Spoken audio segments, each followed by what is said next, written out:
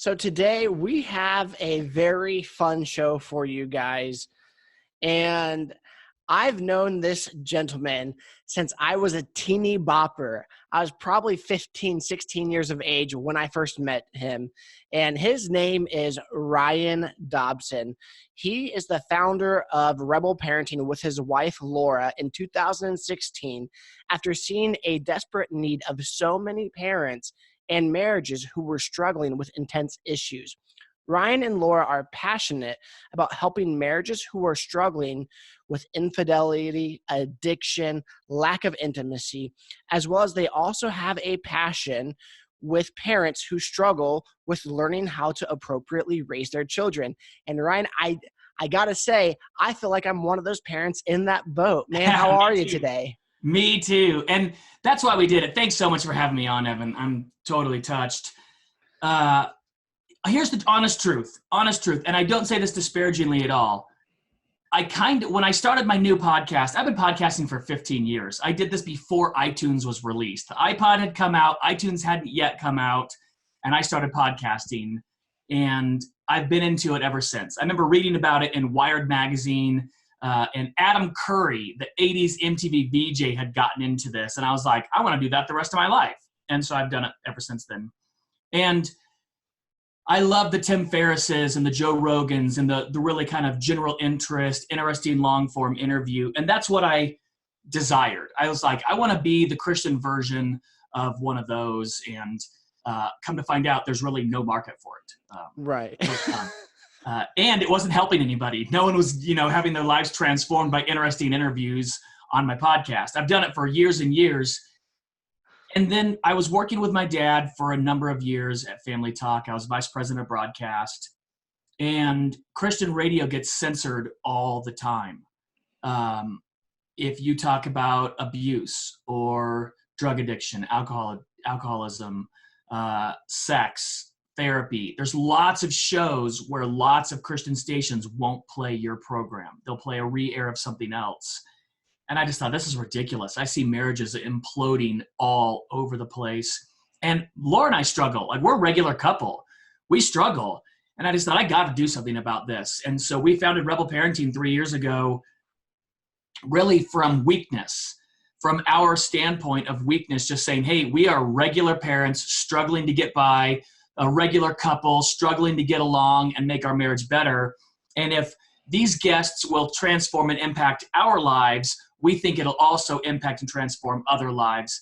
Like yesterday, I was telling, who was it? Gary Chapman. He's got a book out called When to Walk Away, and it's on toxic relationships. And I mean, it's gold. It's so good. He was crazy good. He's a genius. And I was just like, we have you on because this book is amazing. It helps every relationship we have right now. We don't have to put programs on. We get to put programs on. Right. Our lives get transformed along with everybody that listens to us. We love it. It's just a huge honor to do it. That's awesome. Well, just side note, I want to have Gary Chapman on as well. So just maybe ask our producer. She'll put you in touch with him. He's a great interview. He's got a million stories and he's so wise. I mean, listen, there are so many adult-child-parent toxic relationships where they really weren't raised very well, and the parent is still either passive-aggressive or overly aggressive, and it messes with your marriage. It messes with how you raise your kids.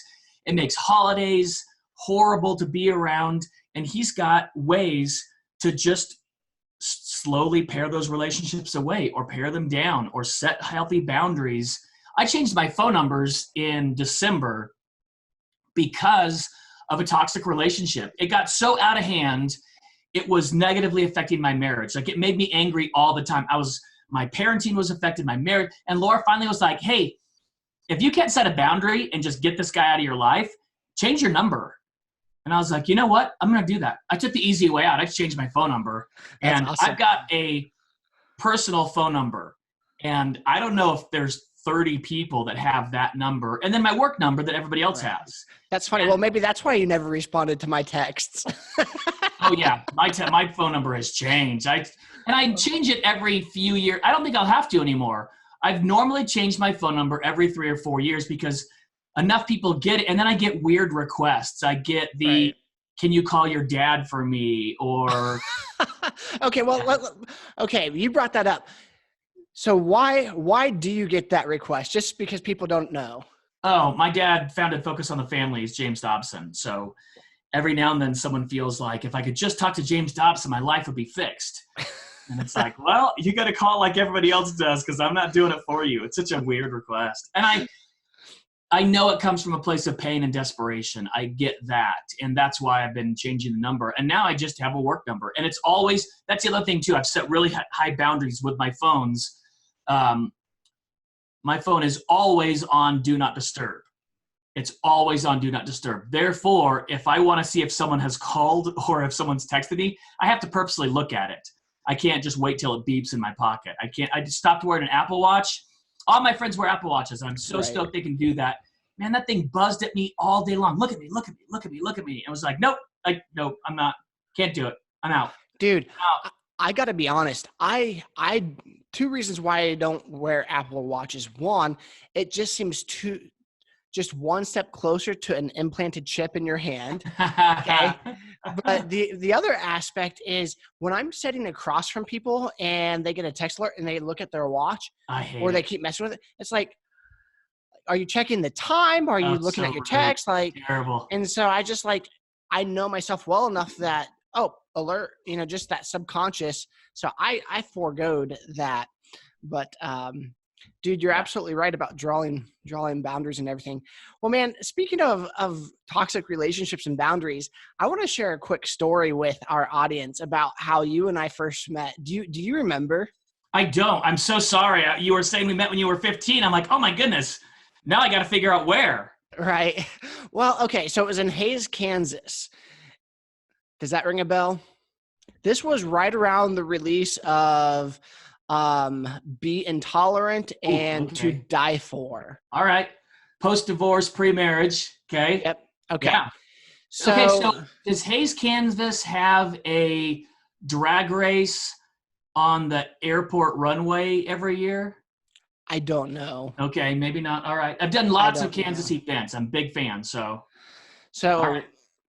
long story short, you came into a local radio station in Kansas, invited you, not one in Hays, but they broadcasted in Hays. So they had you come. You had a speaking event. There was a couple bands. And I was acquaintances with a couple of the sons whose father owned the KJIL or something like that. All right.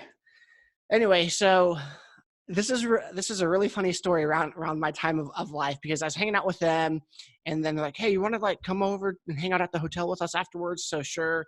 And you guys were staying 2 rooms apart. And so I just came over, knocked on your door, and you and I just started talking. And I was an emotionally wrecked, hurt 15, 16-year-old because my girlfriend dumped me.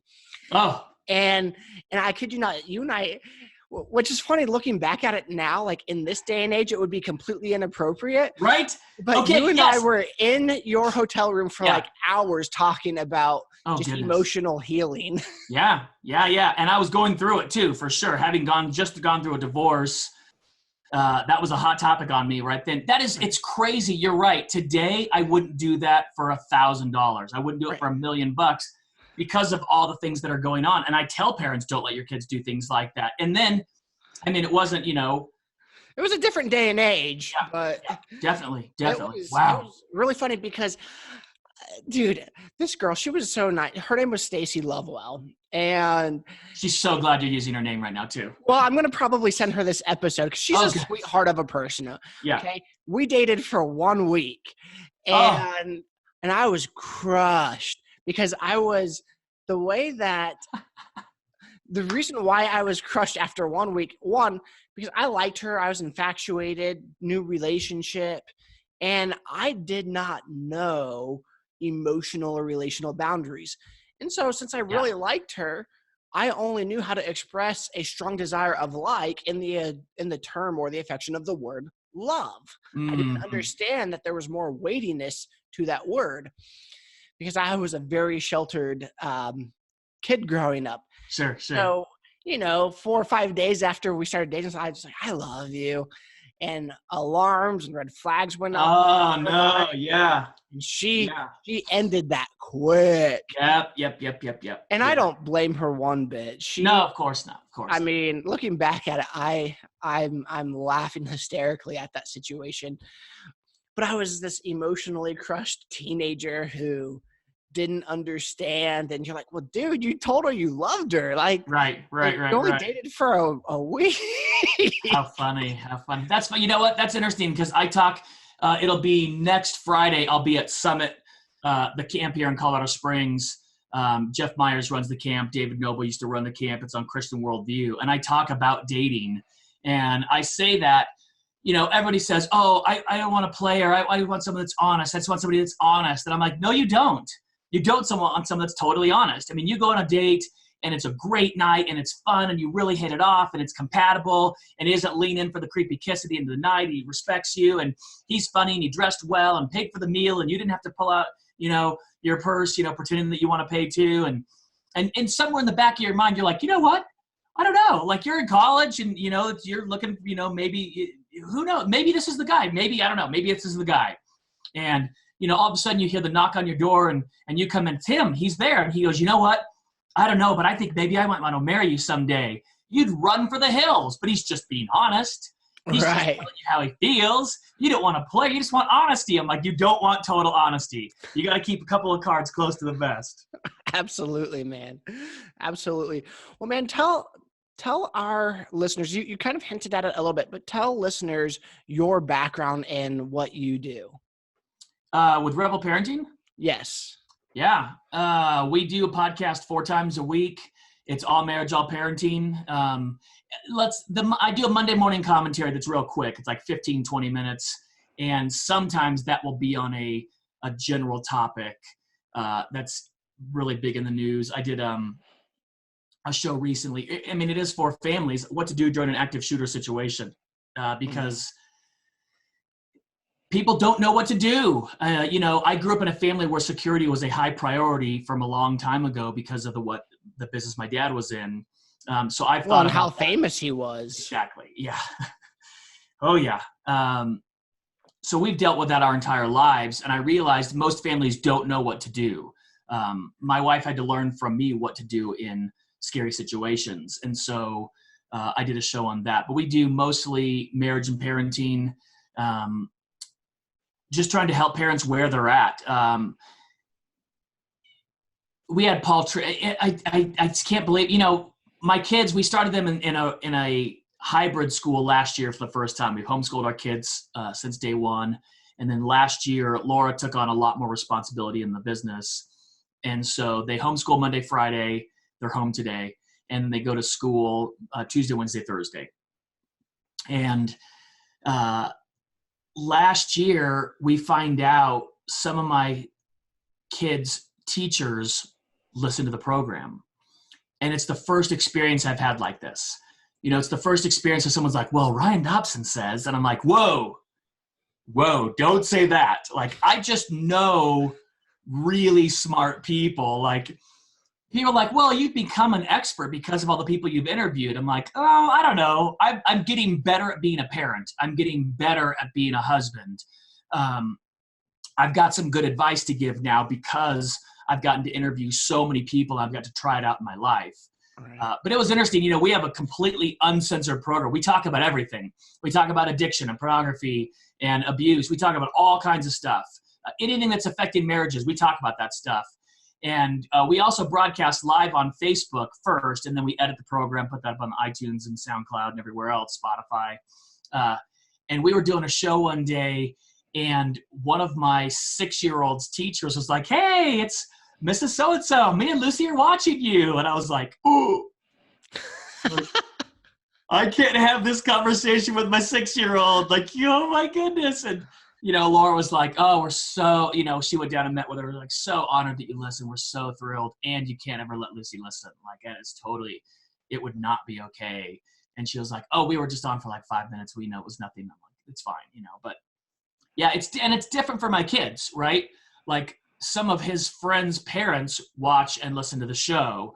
And so he experiences life a little like I did in that way. And so as a dad, I'm trying to figure out how do I lessen that impact in his life. And Right. any of these things we just share with parents. And that's the crazy thing. I grew up with parents in an era where, one, they were experts, for sure. My dad had an undergrad degree from Point Loma, an earned PhD from USC. He had been a junior high teacher, a junior high counselor, a high school counselor, a district counselor. He had had private practice. He was on staff at Children's Hospital of Los Angeles. He was a professor of pediatrics at USC School of Medicine and a professor of family counseling at Point Loma before he was 43. Oh. Yeah. And in that era, they never talked about their problems, right? It was, we have all the answers and we fixed all the problems. You know, the version people heard of our life growing up was for sure the Facebook version, because that era you couldn't talk about problems. Right. And I have taken the totally different approach. Like, I struggle with anxiety and depression. And about 6 months ago, I was really going through a hard stint in depression. And somehow, for some unexplainable reason, I told my producer, and I'm like, we should do a show on this. We should just like get Laura in here and like talk about what do you do when your spouse is depressed. And she was like, are you sure? And I was like, why not? And she goes, okay. And so we're in the middle of this program. I have a full meltdown. I have a panic attack. And I was like, I shouldn't be talking about this at all. This is terrible. No one's going to listen to us again. You know, I can't believe I'm doing this. And then we get a flood of emails and messages on Facebook like, no, finally someone's being honest about depression. Finally, someone's giving a real answer to spouses about what do you do when your spouse is depressed? How do you deal with that? It's scary, wondering, are you going to get out of bed today? Are you going to go to work today? Are we going to pay our bills this month? You know, all those thoughts go through your mind.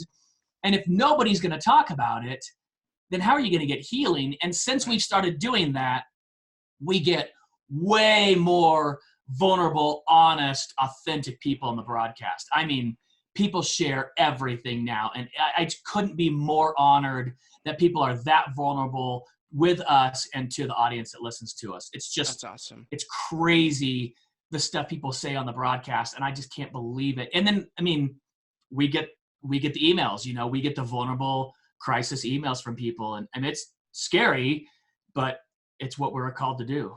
Well, you know, it sounds like we're kind of two peas in a pod here, because that's the same approach that I'm taking here with this podcast, the Whole Person podcast. It's faith, family, finances, friendship, fitness, and fun, which are the 6 main areas of life people struggle in the most. And, you know, having felt called to do podcasts for a while, I just never felt adequate, because it's like, I'm not good at any of these. And then I was like, wait a second, what if I didn't come from a place of being a professional and knowing it all? What if I came a place from the broken side? Yep. And so that's the approach I'm taking. So I'm learning from people like you and other individuals, and so are our listeners. So man, let's dive into this. You had from appearances, you had a really amazing family and upbringing. Totally. I mean, that's what I would assume, your dad being Dr. James Dobson. Yeah. And so what does a healthy family unit look like? Because I know as myself, I'm like, are we a healthy family? Like I call into question because I don't, you know, I have the example of what my family was like growing up, but I don't know what else to compare it to. Yeah, I'll tell you what I think a healthy family looks like for me today with my kids and my wife. And that is trying to be really honest with yourself about your strengths and your weaknesses, and then constantly working on your weaknesses. Well, you know, when Lincoln was born, I was a very afraid parent. I was a very scared parent. I didn't want to look bad. I didn't want my parents to look bad. I didn't want Focus to look bad or Family Talk to look bad. And I was taking out on him unknowingly. And I've changed all that stuff. Parenting lasts a lifetime. You know, you never stop calling the Lord your Heavenly Father. It doesn't stop when you're 13 or 18 or 21 or when you leave the house or when you're age accountability. He's always our Heavenly Father. And your parents are always your parents. The relationship changes, but you're still a parent. And I think so many parents are trying to fix everything right now. It's like, I've only got this short window of time and then it's over. And it's like, nope, it shouldn't be.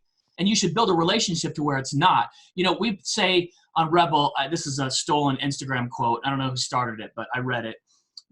The religion says oh my goodness, I screwed up. My dad is going to kill me. And the gospel says, oh my goodness, I screwed up. I got to call my dad. And that's the relationship we're working on with our kids of course you'll fail. Do you know why I know this? Because I fail all the time. I mean, how often as a parent are we really getting hard on our kids on something, really hammering down, and then the Lord whispers like, you're kind of terrible at this still. Right. You're like, wait, what?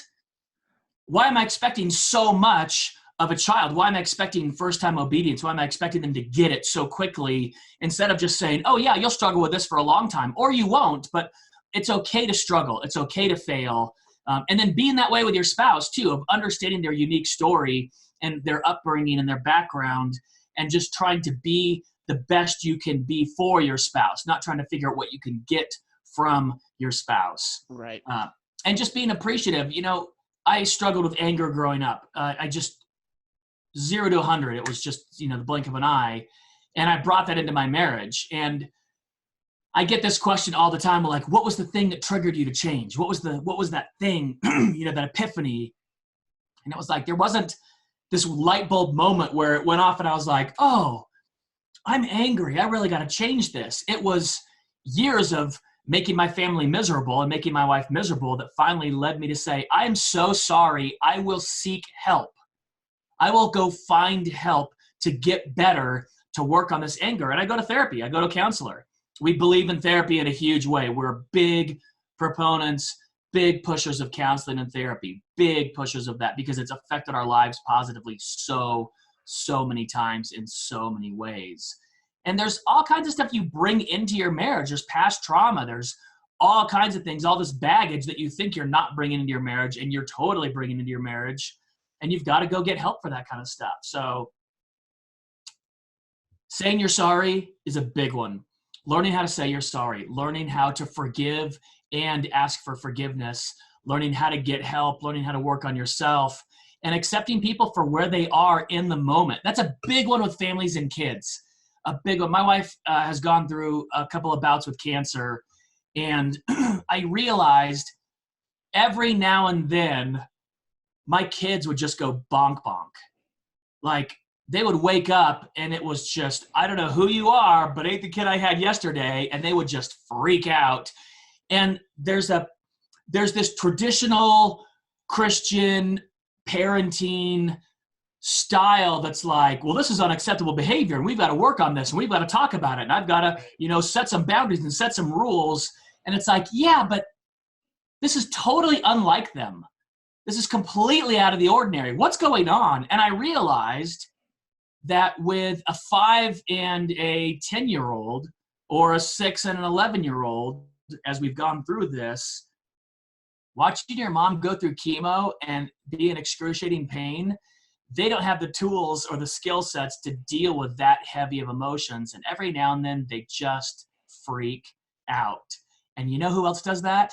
This guy. Every now and then I would go in the garage and weep because I just couldn't take it anymore. And they acted in a different way. And on those days, whatever, man, who cares? For real, who cares? They're freaking out. Yeah, you know what? Good for you. You should freak out. Let's just freak out. I don't care. Like, it's that holistic parenting thing. Now, if this is a patterned behavior and they're doing it over time and it's a rebellious attitude and then sure, we can set consequences and boundaries and things like that. But these one-off things, I think we got to give each other a break more often than we realize. Right. I'll tell you the one that I use when I speak. I'm doing an event Sunday night, and I'm sure I'll use this. It was like 3 or 4 months ago. My daughter Lucy is 7, and we've got 2 fairly new puppies, and they're tiny, but they make a pretty good amount of racket. They run around and fight, and it was late. I had put everybody to bed. It was 11 o'clock at night. I'm down in here in the studio. We have a home studio where we record for home. And the dogs were making all this ruckus, and I didn't feel like going upstairs and scolding them. So I just let it go, and they quieted down. And about 45 minutes later, it's almost midnight, I come up to go to bed, and it wasn't the dogs. It was my 7-year-old, and she's on the couch with the puppies on her lap watching Netflix. And I was like, what are you doing? And she goes, what? I'm sorry? And This is what I know, Evan. When I was 7, if my parents caught me up at almost midnight watching TV, now TV wasn't available when I was 7 years old at midnight. There was just the static or the American flag or the circle with a line through it.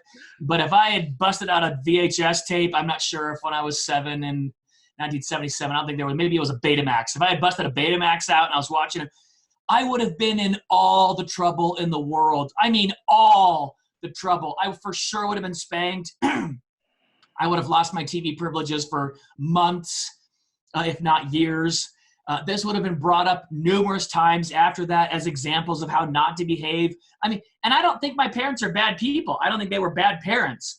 But I know the consequences would have been extreme. I just put Lucy to bed. I don't care. Who cares? It was one time. One time. Do I think she knew it was 11 o'clock at night? I don't. She can't tell time yet. You know, she couldn't tell what time it was then. Do I think she thought it was probably too early to get up? Sure. But so what? It wasn't that. It just wasn't that. You know what else? She's never done it again. It was one time. So did she really need this explosion of parental behavior and, you know, a bunch of stern words and raised voices? And I've never spanked Lucy. I don't spank my kids. I spanked Lincoln, and I probably shouldn't have. But I don't spank Lucy. I just don't think it is necessary with her. And some parents disagree with me. That's totally fine. Do what you want to do, but my kids don't need it. But I just can't imagine, why would I do that? What good would have come from that? She hadn't done it again. Now, if she starts getting up regularly in the middle of the night, well, then of course, we'll talk about that. We'll work on it. But, dude, one time, I don't know. I'm just not that guy. I parent differently than my parents parented me, and I think it's okay. Right. Well, and that's, you know, part of where I'm at is, you know, the only example of parenting that I'm aware of is the way I was parented. Yeah. And I've noticed some of those habits have gone into my own parenting. And I'm so glad that I have the Holy Spirit, because there's a couple of times the Holy Spirit's like, right. Maybe you shouldn't do this anymore. And that's okay. That's really wise. That's a wise thing, because the natural style of parenting we have comes from our parents. And my wife and I were raised literally in opposite households. I was overparented. She was underparented. Opposite households. So we come from totally different standpoints. But listening to the Holy Spirit and going, hey, you know what? I'm just doing this because I think it's right. Is it right? Is this the best thing I could be doing? Is this the best way I can be parenting? Is there another way? And if there is, show me what that way is. And by the way, I parent my kids completely differently. They're parented totally differently at this point in life. You know why? Different personalities, different motivating factors, different buttons that they push, different temperaments and personalities. I don't parent them the same because they're not the same. They're very, very different kids, and they need to be parented differently. And that requires flexibility on my part. Right. You know, have you ever read the book, How to Win Friends and Influence People? Yeah. Popular. So there's this poem in there, and I can't remember, but I'm just the gist of it. Sure. Where this father has this aha moment in this poem that he has been overly harsh and overly critical to his 4 or 5-year-old son. Ooh.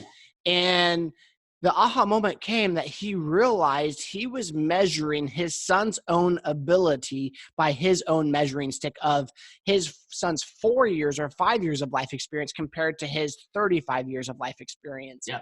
And I notice I do that with my own son at times. Yeah, you know, sure. My 1-year-old, I mean, he can do anything at this point, and I'm just, all right, he just doesn't know any better. Yeah. But it's like I have such a higher level of expectation for my 4-year-old. And I can tell within me that, you know, I've had these parental explosions, like, what are you doing? Because when he does something, I'm like, Kason, and then he jumps real quick and then runs off. I'm like, wait, I don't want that to be his reaction when I'm trying to get his attention. Right. Because I don't want anything to me need to be yelling to get his attention because of danger, and then his immediate reaction is to run from me. Sure. out of just being afraid. Yeah. And you know, let me give you 2 sides of that. Yeah. Can I do that? Please. 2 sides. And here's the truth. This will get me in a lot of trouble with certain millennial parents. There's appropriate yelling and inappropriate yelling, right? And what you don't want is to be your first reaction yelling. It's kind of like concealed carry permits with guns. And I use this with the Trayvon Martin situation. Zimmerman, in my estimation, is a total moron and should never have carried a gun. And here's the real reason why. It was his only line of defense, not his last line of defense. It was his only line of defense. He couldn't have a conversation. He couldn't string sentences together. He couldn't debate and have a verbal confrontation with a person. He couldn't defend himself with his hands. He had one option, and that was lethal, and he took a life. He took a tiny life, a baby. And I can't believe he didn't get locked up. And I understand the outrage because of it. And so we don't want that. We don't want yelling to be our only line of defense and our first response. And I see a lot of parents that will not raise their voice at their kids. It just never happens. They'll never raise their voice. And I think, sometimes it's okay. We used to have a neighbor. We don't anymore. It's totally fine. They don't listen to the show. No big deal. Their kids were in a tree fighting, fist fighting. They had like a 3 and a 9-year-old in a tree, one hand holding a branch, the other hand punching sibling. And I was like, whoa, the tree is over a sidewalk. It's not over, lush grass. It's over concrete. One of the kids falls. We're going to have a hospital trip.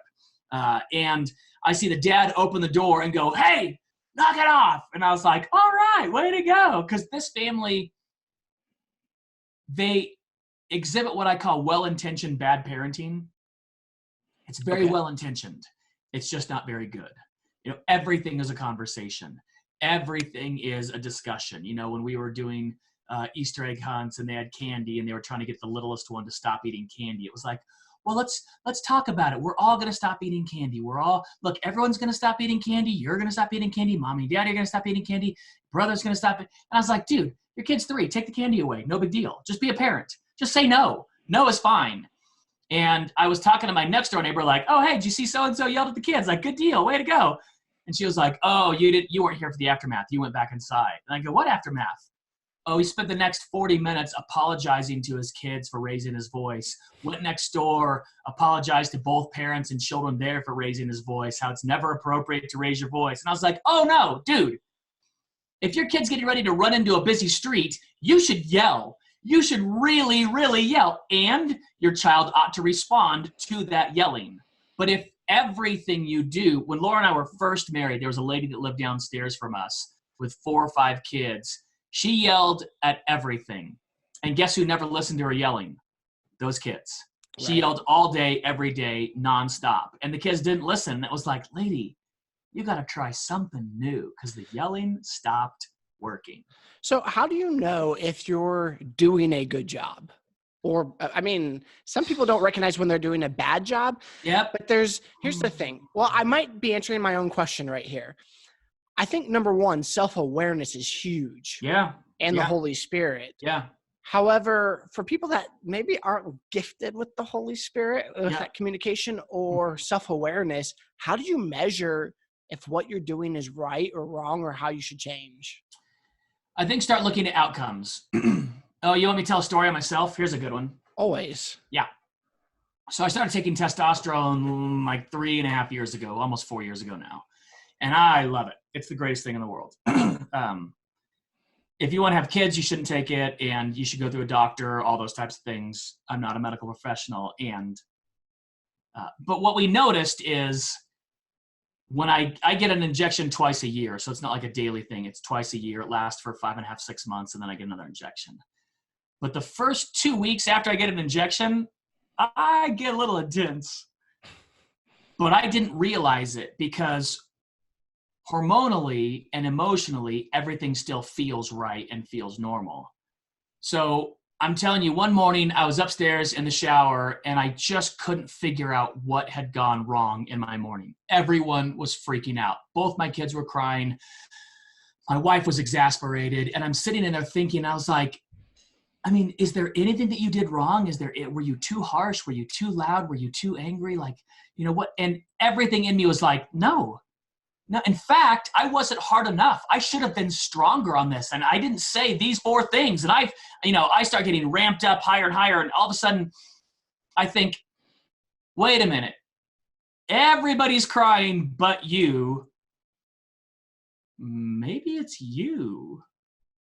And I had this huge light bulb moment because Laura gets hormones too. She had a full hysterectomy, so she doesn't produce her own hormones. So she gets hormone replacement therapy. And she went in one time and she gets a teeny tiny amount of testosterone and they accidentally doubled her dose. Uh-oh.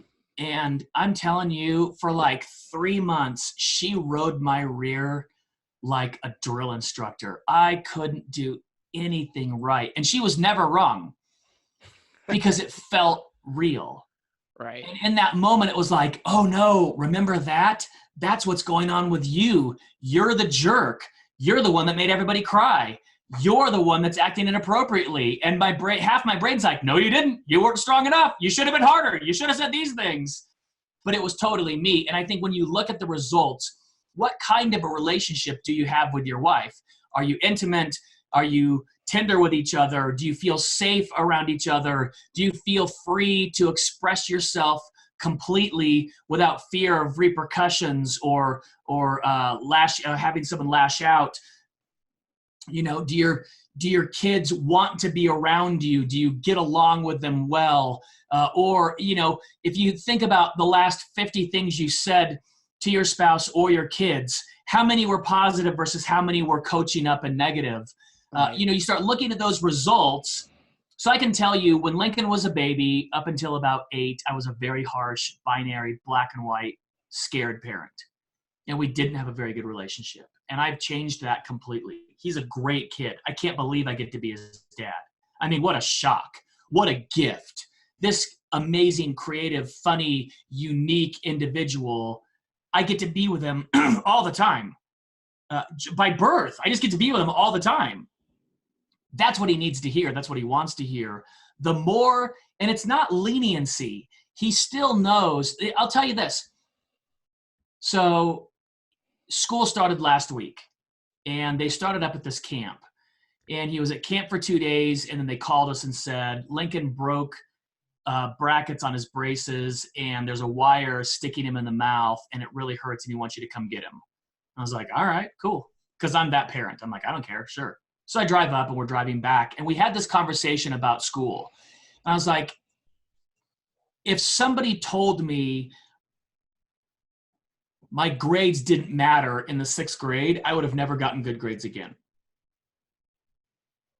But I just want you to know, because he had taken this math, when we entered school, he wasn't ready for their math program. And so we tutored him. We had a tutor for him all last year. And then he took a test to get back in the math class, and he thought he did a bad job on it. And he was really upset. And I was like, did you try your hardest? And he was like, yeah. And I'm like, I know you did. And you shouldn't feel bad. If you did your best, because he was with the tutor during the summer, like his summer break, he went to a tutor once a week. I'm like, you went to a tutor every week over summer. You did all your homework. You tried really hard. I don't care what the outcome is. You tried really hard. And I want you to understand that no matter what kind of grades you get, if you're trying your best, even if they're low, I'm never going to care. I'm never going to care. And by the way, no one ever for the rest of your life is ever going to ask what score you got on your 7th grade math entrance test. No one's ever going to ask you what your grades were. I worked in Washington, D.C. at political think groups. No one ever asked for my college transcript, let alone my junior high transcripts. Right. No one cares what grades you get. And I go, now, I don't say that to you to tell you grades don't matter. Because if someone told me no one was ever going to ask my grades again, I would have been like, woo, I'm out, I said, now, if you don't try and you get a bad grade and you feel bad because you didn't try, I'm okay with that. And he was like, he really pondered that and discussed it. Now, dude, my kid and I, we hang out. He's going to be 13. People are like, oh, the tween years, they're so sassy. Nah.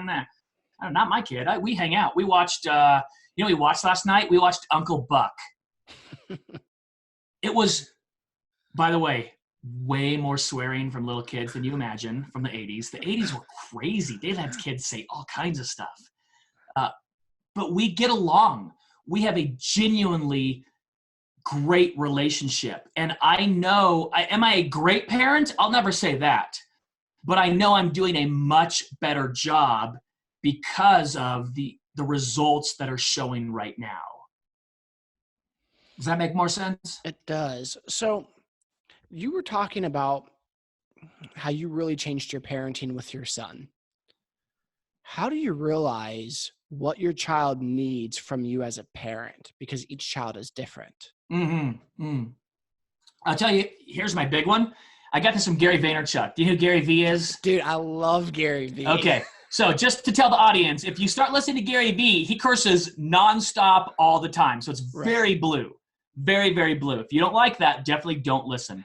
I got one of the best pieces of advice on parenting from Gary V, because today we believe in co-parenting.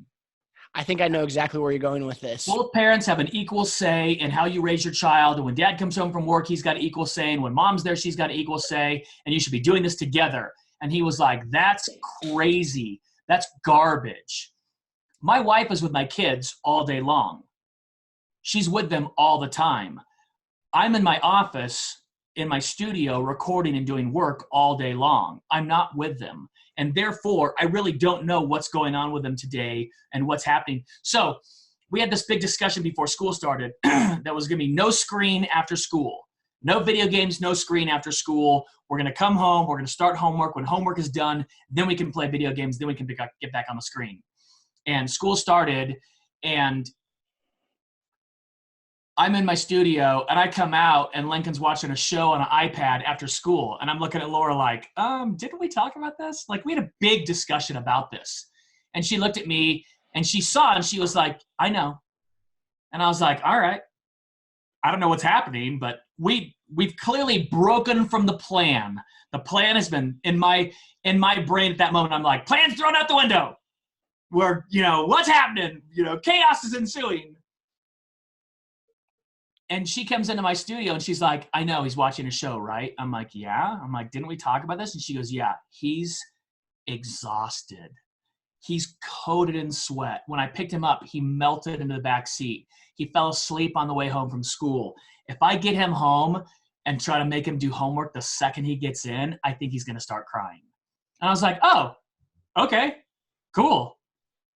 And he comes home, he rests for a little while. He literally comes home and lays in our bed in our bedroom.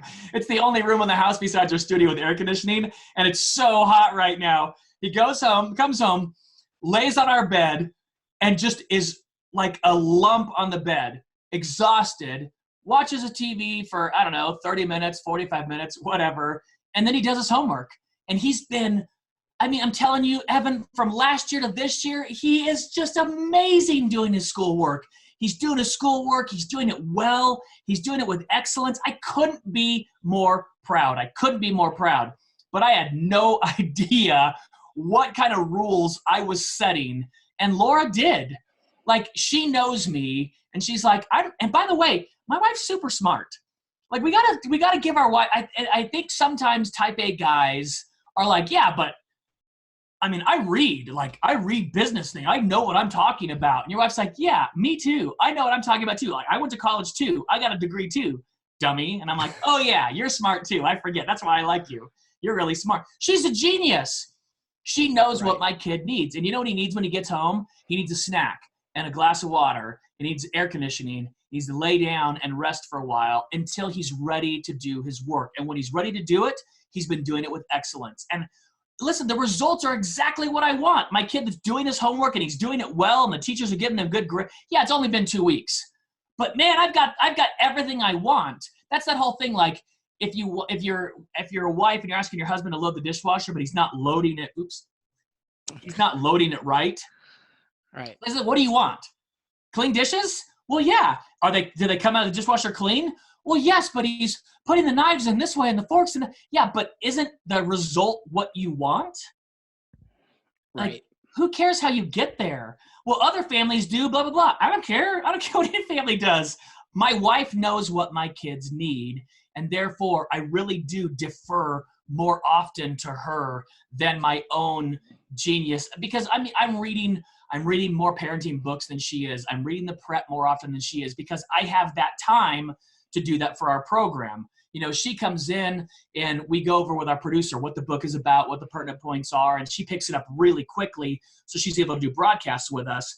But, you know, I'm getting all this brand new ideas that I've never tried out before. I'm going to try it and experiment on my kids. And she's like, settle down there, Chief. Let's just let them, you know, be the kids that we've got. That Right. co-parenting, and it gives me so much freedom. Not freedom to blame my wife if it goes wrong, but freedom to not having to have the right answer every second of the day, Right. and to be able to rely on this incredible, brilliant, smart woman who has been just intuitively with my kids since the instant they were conceived in her womb. She knows them better than I do. That's just a Right. fact of life. You know, it was really funny that you talked about the parenting advice from Gary Vee, because there's some also parenting advice that he gave on something that just spoke volumes to me. Ooh, And what's amazing is I didn't know that I was already doing it until he brought it up. I was like, oh, I'm kind of already doing that. nice. But now that I'm aware of it, I can imply it more. And that's when I started seeing a noticeable difference in my own relationship with my son. Mm, So someone asked him, like, so tell me about your parenting style. You know, he goes, oh, I don't read books about parenting. I don't, try to figure out the newest thing. He goes, I remember when I'm in a situation with my kids, I reflect on what it was like to be in that situation as a kid. And then I parent the way that I remembered I needed parenting. yep.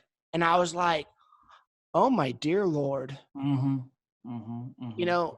because right now I have two boys. My youngest, who's one, the baby, I just want to just cuddle and love him and just squish him. And Yep. he's very like, I just don't touch me. My 4-year-old is very cuddly, wants to lay in my lap, wants to do those things. And so we started this thing called Guy Night. So every Friday night, him and I will watch a movie, we'll pop popcorn, we'll do something. And then there were a couple times where he wasn't behaving.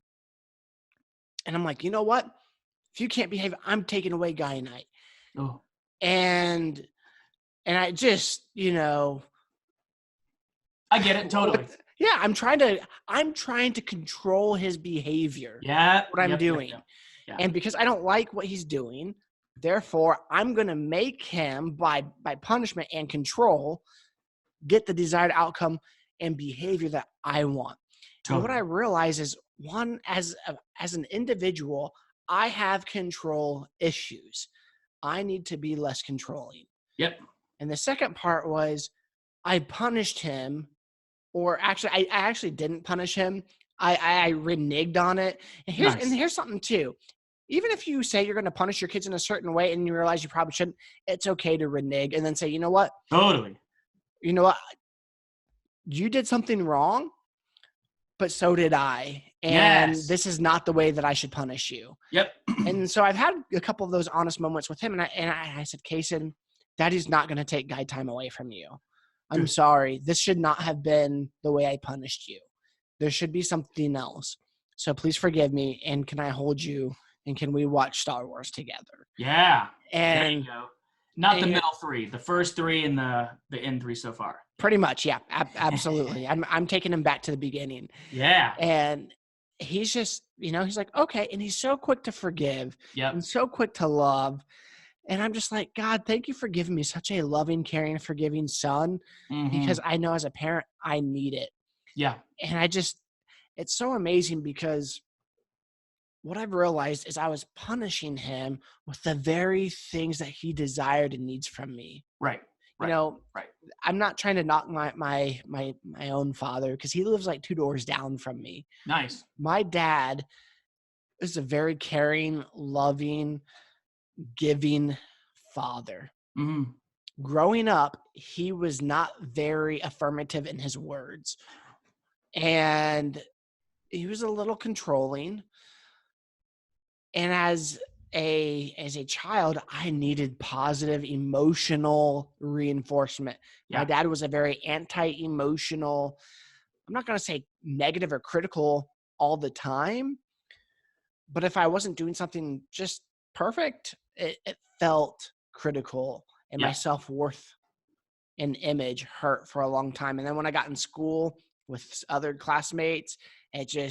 That was the tactic that Satan used to destroy my own confidence. Yeah. And Definitely. so I don't know. I guess that's one of the things I learned watching Gary V anyway. Definitely. And you know what? I'll tell you, there's a flip side of that as well. And I think that's where therapy and counseling comes into play pretty heavily. Sometimes we needed something when we were young that our kids don't, because we're not behaving the way our parents behaved when, Right. When our kids are young. We're not actually being like our parents were. And so we're overcompensating for what we lacked when we were young, when maybe they do or don't need that. And so that's that. I did a show on blind spots. I did a show on hard truth. We need people in our lives that can see blind spots. We need people in our lives that can tell us the hard truth. My example for hard truth, about a month ago, I go to a CrossFit gym and I love it. I was thinking you lost quite a bit of weight since I actually saw you in person last. So yeah, definitely. And I love it. I like everything about it. It helps with my depression. The more I go to CrossFit, the less depressed I get, because I'm just it gets all the anxiety out of me. But it's hard. It's a hard workout. And I live at 6,800 feet. So it's high altitude and hard workouts. And so I've been going for a couple months, and we finish a workout and I'm literally on my hands and knees on the floor and, feeling like I'm dying, and I'm like trying to catch my breath, and I'm up on the verge of passing out. And I see my coach's feet walk over and stand next to me. And then he sits down, and I haven't said anything. And he goes, "Hey, can I be honest with you?" And I go, "Yeah." And he goes, "Are you sure?" And I go, "Yeah, definitely." So first thing is, he asked me twice. "Can I be honest with you?" "Yes." "Are you sure?" "Yes." Gives me a clue of what might be coming. And he goes, "Let me tell you the good." And then he gave me like 7 very personal, complimentary things about me. He's like, "I love coaching you. You're really easy to coach. I never worry about you getting hurt because you're always following directions. I love it." And I was like, "Oh, that's kind of nice. Thank you." Yeah. And he's like, "You're super intense. You're working out so hard. You're really giving it your all. I really like that." And he gave like 5 more, like literally like 7 things in a row that I was like, "Oh, I'm feeling really nice now." And he goes, "Now," and I'm waiting for it. And he goes, "I don't know what's going on with your nutrition, but there has to be something." And I started laughing really hard, because I know what's going on with my nutrition. And there is definitely something. I don't drink. I don't take drugs. I don't take prescriptions. I don't take anything at all, because I struggle with an addictive personality. And I don't get to take anything like that. But I eat sugar because it makes me feel better when I feel bad. And I had been eating candy, like, oh, it's so embarrassing. Legit going to the dollar store and buying 10 boxes of Good and Plenty's, like buying Sweet Tarts by the box at the dollar store. Dollar store candy before the movies is great, but I would use that as an excuse to stock up. And then I've got this cabinet in my office that I constantly had candy in. Ryan, I love you, because, dude, I live right by the dollar store, and no. I hit it like 3 or 4 times a week, man, for sugar. I get so embarrassed saying it. I'm because it's like, and here's the truth. So, I'll keep going. So I'm cracking up, and he goes, "What's funny?" And I go, "Eric, I eat sugar." And he goes, "What do you mean?" I go, "I mean, I eat sugar." And he goes, "Like, how?" And by the way, my coach, he's the best coach I've ever had. He's a genius coach. I've never been with a better coach than this guy. I've been with him for 3 or 4 months now. He is amazing. But he's been a trainer for 30 years. Like, this dude, he's a year older than me. He is in shape. Like, I'm 49, he's 50. He's a monster. He is in great shape. And he goes, "Well, what do you mean you eat sugar?" And I go, "Dude, I eat candy and I drink soda a lot." And his eyes got so big, and he goes, "Oh my gosh, Ryan, that's so bad for you." And at this point, I'm literally on my back. I'm laughing so hard. And it's like, "Yeah, bro, I know it's bad for me." And I go, "I know." And he goes, "Why do you do it?" I go, "Because it makes me feel better when I'm depressed." And he's just got this bewildered look on his face. He's like, well, the inflammation in the body. And I'm laughing. People are staring at me. I'm laughing so hard. I lost my breath. I was laughing so hard. And I was like, I know, but I don't do anything else. I don't drink. I don't smoke. I don't take drugs. We live in Colorado. I don't smoke weed. I don't do anything. But when I'm sad, eating candy makes me feel really good instantly. And he was like, okay. I can see him trying to process it. And he was like, well, and I was like, here's the truth. I needed to hear it. He goes, you should look differently for how hard you're working out. You should be shredded. People should be jealous of the way you look for how hard you come in here and how hard you train. And I just can't figure out why you don't look like that. I'm like, it's because I eat sugar. And he's like, yeah, it's because you eat sugar. I'm like, yes, that's exactly right. I should look differently, but I don't. Now, the truth is, I haven't had candy in like 2 weeks now. I mean, well, it's probably been longer than that. That story was a while ago. I stopped eating candy, and I'm now, and he was like, if there's anything I can do to help, I want you to tell me. And I was like, okay. So like a week later, he's like, how many days has it been since you've had sugar? And I go, what? Today? And he was like, what do you mean? And I go, Eric, you got to understand, I was drinking 10 or 12 sodas every day. I'm down to like 3 or 4. And he was like, 10 or 12? Like he's freaking out. And he's like, oh, are you going through withdrawal? And I'm like, yeah, like crazy. And he's like, oh, so you like legit eat sugar? And I'm like, yes, now you're getting it. So he's like totally like lightened up. And I needed to hear it. I needed hard truth. I needed to change some of the eating habits I've got. So like my wife drinks LaCroix. I don't know, like that fizzy water craze. She's so into it. And I hate it. I can't stand fizzy. It's so gross. Right. Well, we were buying so many cases of LaCroix. I made a kegerator that just does soda water. You get a mini fridge and you can stick a 5-gallon keg in it and you can hook it up to a CO2 tank and you just fill it with water. If you fill it with water and you charge it, it'll make soda water. And it's super cheap. We bought a 20-pound tank of CO2. I think it was $100. It will produce 1,400 liters of soda water. Wow. We've had it for 2 years. It's still right in the middle of the green. It hasn't moved at all. I don't know how long it's going to take us to use this thing. And then it's $20 to fill again. It's so cheap. So I made that for my wife. And my soda, like I drank Dr. Pepper like it was going out of style. Like I was hardcore Dr. Pepper, Coke, Royal Crown, you name it, I like it. And so I got off caffeine. So I drank Squirt, which is the grapefruit soda. I know. Oh, that's nasty. Everybody says it. Yeah. They're like, oh my gosh, it's so gross. I love it. I'm like, it's my drug of choice for sure. But I've now moved to half soda water, half soda. And it's cutting down. And the truth is, I look differently because of it. But I want people to understand, like, if you think you're the person that needs to give someone hard truth, or if you're the person that wants someone in your life that can give you the hard truth, you got to look at how Eric gives me hard truth. He asked my permission twice to set me up, like not set me up, but to let me know, I'm going to say some hard things. Is it okay? Are you ready for it? And some days I'm not. Some days I'm having anxiety and I'm like, nope, I don't want to hear hard truth today. I'm just not ready for it. I'm really doing the best I can, but I'm struggling and I got some stuff going on and I don't want to hear hard truth today. And the good friends in your life would be like, sweet, who cares? Okay, another day.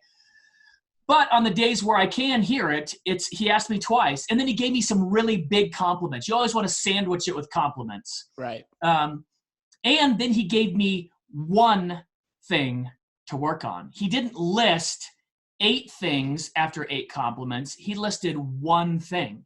It was just one thing. And it's something that I can work on. And then he said, if there's anything I can do to help, let me know. Anything you want, if you want me to help you out with this. And it was like, I can Google, I Googled how to get off sugar and, there's all kinds of new ways to do that. And I don't drink diet. I don't believe in saccharin and aspartame and all that stuff. So, I'm doing my best. And if you want to be the person that gives hard truth, it's got to be done in a gentle way. Right. And you can have the people like some people in your life just drop bombs on you and like, ooh, ow, dude, stop.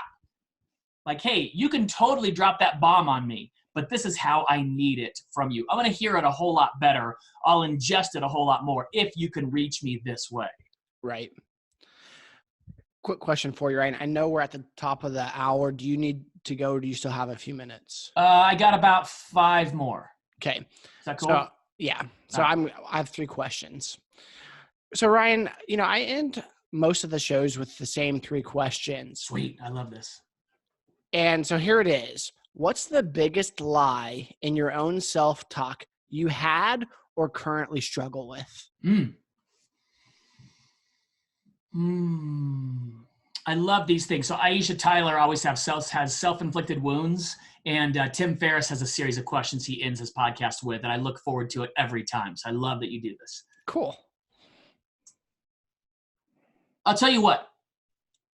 The one I'm overcoming now, and it really happened over the summer, is, and this is crazy because I can't believe I'll say this out loud. I'm actually helping people. I went to these 2 homeschool conferences and Laura and I spoke, and we had such a positive response that it kind of overcame this negative self-talk that I've had since I was young of I'm really not good enough. I'm really not helping people. I really don't have good advice because of the failures I've experienced in the past. Because I've failed so many times in the past, I'm really not worthy to give advice right now. And the resounding response from listeners and attendees at conferences I speak at is like, no. We love that you have failed, that you're overcoming failures, and now you're helping us overcome our failures. So that negative self-talk has been the number one lie in my life of I'm not really worthy to be in ministry and to help people because of my failures. And I don't think that's the Lord talking on any level. I mean, he's not the God of second chances. He's the God of 2,000th chances. And so I'm really learning to overcome that one now. Yeah. Okay. Good question. Oof. What brings you peace?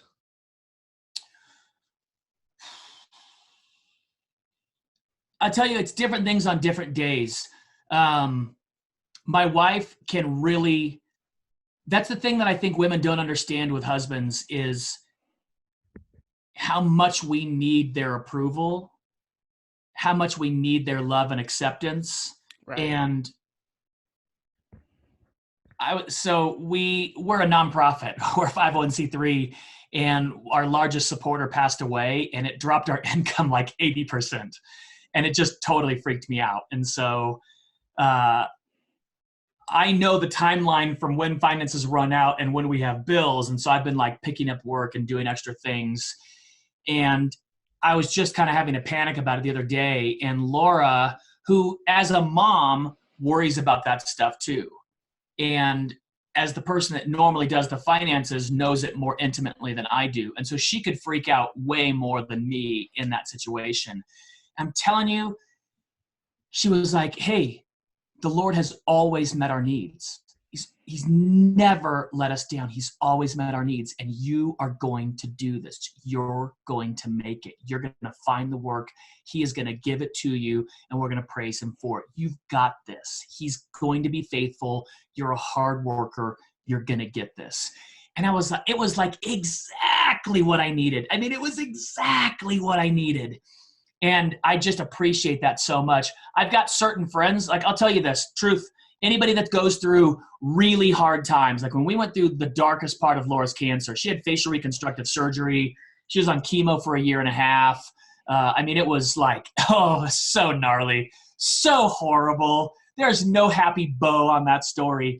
And there were days where I got real ugly and real inappropriate, and we lost some friends, like straight up ghosted out or said, I can't believe you act this way. You're in ministry. You shouldn't be in ministry. How dare you? We can't hang out anymore. Like, it was gnarly. Like, it's hard enough going through hard times, and then to lose people that you think are your support system was pretty rough. Now, those friends that stuck by and are your ride or die friends, that when you're at your ugliest, they come running to you because they want to be around you at your most inappropriate and most ugly. Those friends, oh, bro, it's indescribable the security and the peace. Like, I use their names regularly. My best friend Marshall and his wife Lindsay, and my other best friend Zachary and his wife Sarah.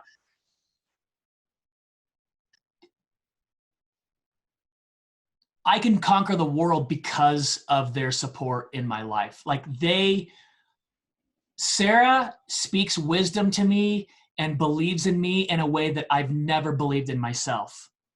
And I'm telling you, the peace that those couples, and our friends Megan and her husband ATN, they like own the barbershop I go to. I'll be there later today. I tell you this, like when I did that show on being depressed, in the middle of my depression, I said, hey, if you've seen me in the last few days and asked how I was, and I said, fine, I just don't know you that well.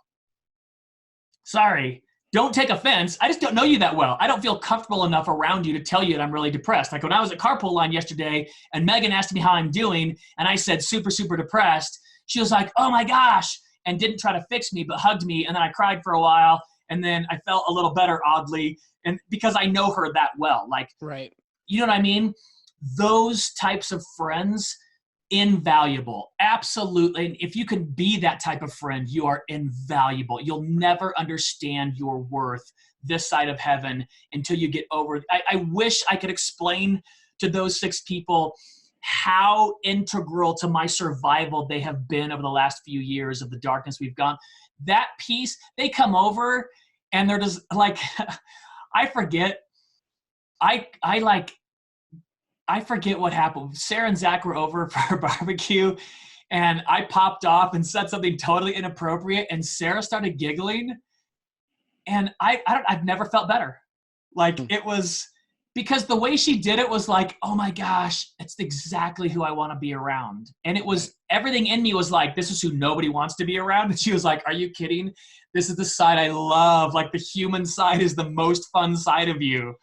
And my friend Johnny Brock in California, when Laura, she had emergency appendectomy surgery the day we were supposed to fly home from Christmas. Like she had a bad pain in her side the morning of our flight. We went to emergent care. They sent us to the ER, and the ER put her in surgery that day. And the doctor said, had you tried to fly home, your wife would have died on the way. She wouldn't have made it. And I lost it. Dude, 3rd time in our marriage, the doctor said your wife came a hair away from dying. And I lost it. I lost it.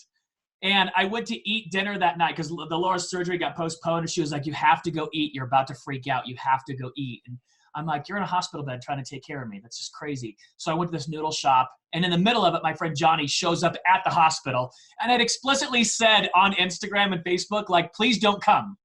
Like, please don't show up. And Laura calls and she goes, Johnny's in my hotel room. And I'm like, Johnny Brock? And she goes, yeah, he's looking for you. I'm like, send him over. And he was like, oh, dude, I saw your post, but I knew you didn't mean me. And I didn't. I didn't mean him. Right. I mean, I barfed out all my fear and all my anger and all my terrified everything because I almost lost my wife again. He laughed. So there are people in the restaurant staring at me. And if anybody recognized me, I'm super embarrassed because they'd be like, that's Ryan Dobson. Look what he's saying. But I freaked out, man. I freaked out. I almost lost my wife. I got 2 kids. I don't want to be a widower. I don't want to lose my wife. And he's like, yeah. And he understands. Like, he gets it. So those things bring me the most amount of peace. All right. So here's the last 2 questions for you. What's the best decision you've ever made? And then the last one is, how can I add value to you? I think marrying my wife is the best decision I've ever made. Okay. Ever made. And quickly at that one. Well, I met my wife on a blind date. Had never seen her before. We'd spoken on the phone a few times. The heavens didn't open. Angels didn't sing. We met at church one Sunday night. And I was like, oh no. I'm going to marry this girl. I can't tell her. Yeah, that was the card that you held close to the chest. Oh, for sure. Yeah. Oh, I did the whole deal, man. I didn't call for 3 days. I did the, yeah, I played it hardcore. But I waited 3 weeks. I asked her to marry me after 3 weeks, and then we got married 5 months and a day later. On our wedding day, after a blind date, we hadn't known each other 6 months. Wow. Best decision and listen, let me just tell your listeners, people freak out when I say that. Like, oh my goodness, you're being such a bad example. I went to every wise person in my life and asked them if I was making the right decision. Every single one said yes. I took Laura to my therapist, who had walked through my divorce with me. I took her to my therapist and said, do you think we should get married? And she was like, yes, as soon as you humanly can. And I was like, what? Yeah, okay. I went to my parents, who I was certain would say something like, oh, Ryan, she's great. She's lovely. You should slow it down a little bit.